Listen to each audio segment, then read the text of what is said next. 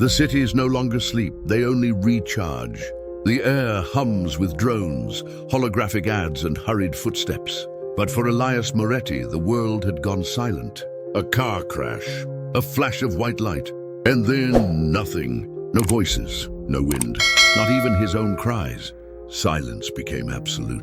For weeks, Elias lived inside a mute cocoon, trapped in his own head. Until one night, an anonymous message appeared on his ocular implant. No sender, no trace. We know what you've lost. We can give it back, and much more. It was a proposal, an experimental neurocommunication project called Synapse 9. Officially, it didn't exist. Unofficially, it was the kind of technology that no ethics board would ever approve. A chip implanted directly into the neural cochlea, not to hear sound, but thoughts, fragments of inner speech, decoded into language. They said it was for testing the boundaries of human empathy, but the contract had strange clauses. Maximum use 5 hours per day. Exceeding the limit may cause cognitive interference. And one line nearly erased. You might hear too much. Elias signed. At first it was chaos. The chip translated nearby thoughts, mental noise, half sentences, fleeting impulses. His head became a hallway filled with voices. His neighbor worried about unpaid bills. A cashier silently cursed every customer. And his so-called friend thought, at least he doesn't talk that much anymore. Elias laughed. For the first time since the accident, he felt powerful. Soon he learned to filter, to silence minds, to choose what to hear. His silence had been traded for control. Weeks passed. Elias began to use the chip, not to connect, but to win.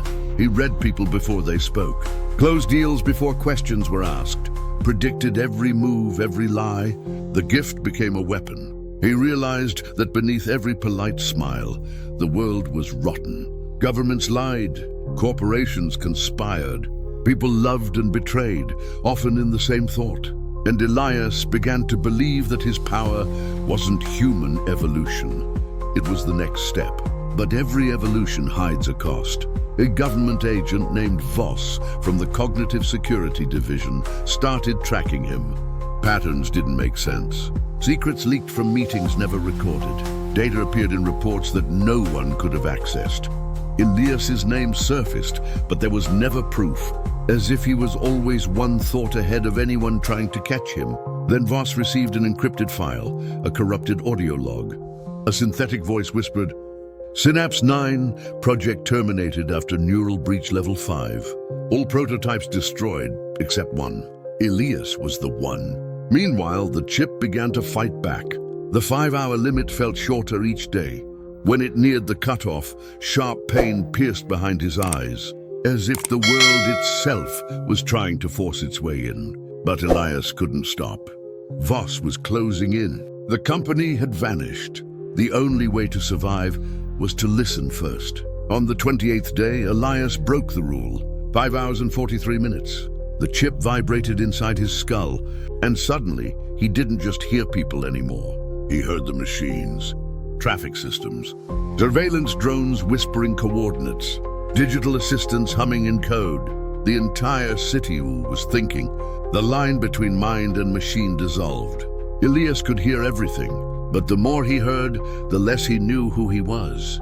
Voices overlapped, billions of them. Desires, fears, commands, static, a storm of consciousness. The chip wasn't just decoding thoughts anymore.